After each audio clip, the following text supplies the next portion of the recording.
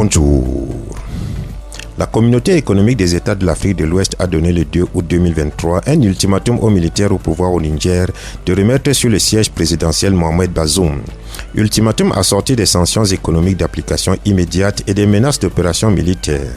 Mais sur place au Niger, le Conseil national pour la sauvegarde de la patrie CNPS, conduite par le général Abdourahmane Tchiani, est resté placide, multipliant au contraire des actes de gouvernement. Dans cette mouvance, et pour prouver qu'il n'est pas là en balade, le général Tchiani a suspendu les accords de défense signés avec la France qui autorise cette dernière à stationner 1500 hommes sur la base aérienne de Niamey.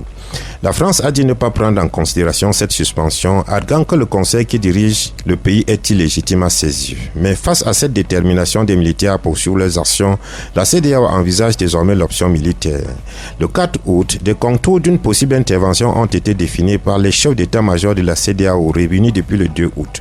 Selon le commissaire chargé des affaires politiques et de la sécurité Abdel Fatou Moussa, je cite, « Tous les éléments d'une éventuelle intervention ont été élaborés lors de cette réunion, y compris les ressources nécessaires, mais aussi la manière et le moment où nous allons déployer la force. » Fin de citation.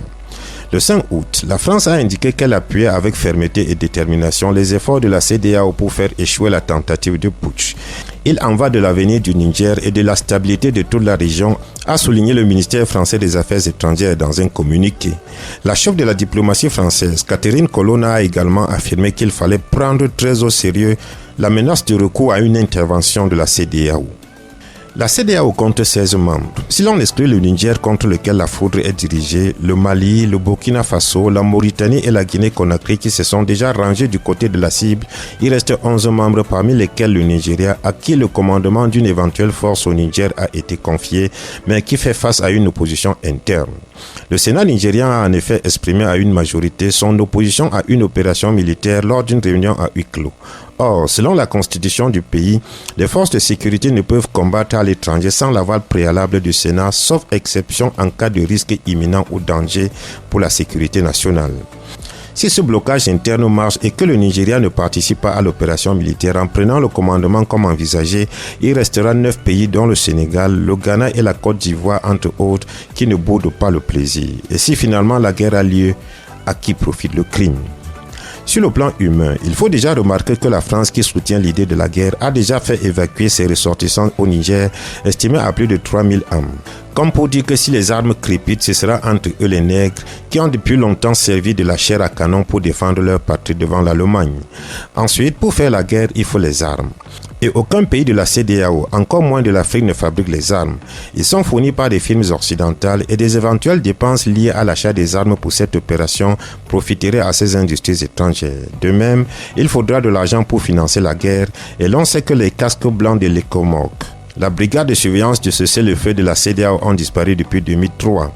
Selon Hassan Koné, chercheur principal au bureau régional pour l'Afrique de l'Ouest, le Sahel et le bassin du lac Tchad de l'Institut d'études de sécurité, je cite, « Le problème majeur qui s'oppose à la mise en place d'opérations militaires pour la CEDEAO, c'est le financement des opérations. » Il faut partir du principe que les Comores avaient en grande partie bénéficié des financements du Nigeria.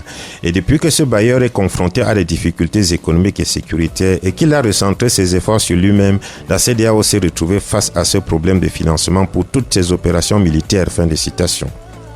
Les pays africains qui peinent à financer l'éducation, la santé et l'infrastructure routière vont-ils aller chercher dans leur maigre budget pour financer cette opération? Certainement pas.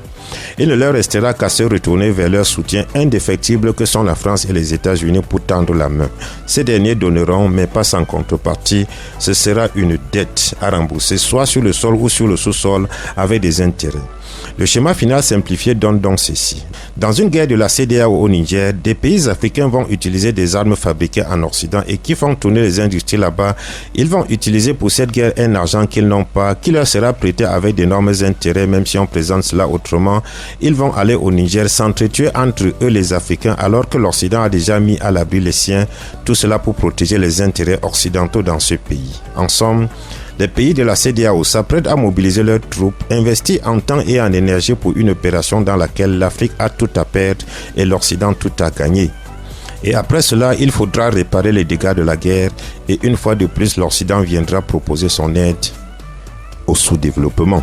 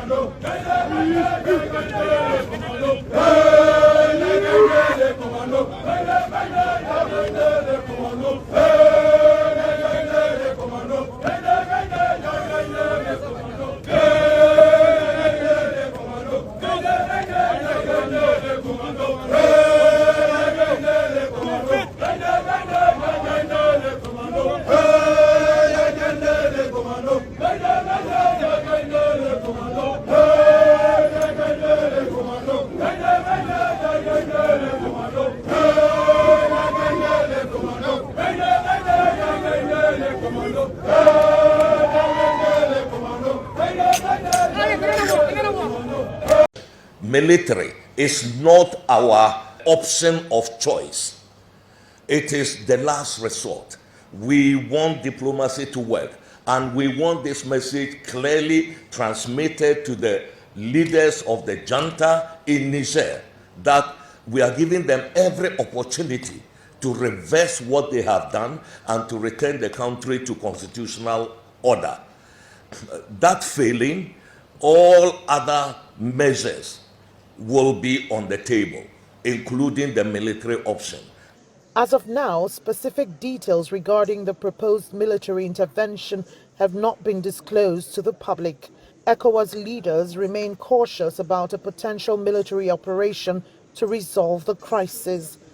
The international community is closely monitoring the developments in West Africa, and neighboring countries have expressed their support for coordinated efforts to address the challenges in Niger. As the situation unfolds, ECOWAS is expected to continue engaging in diplomatic efforts and consultations to garner regional and foreign consensus before any decisive steps are taken.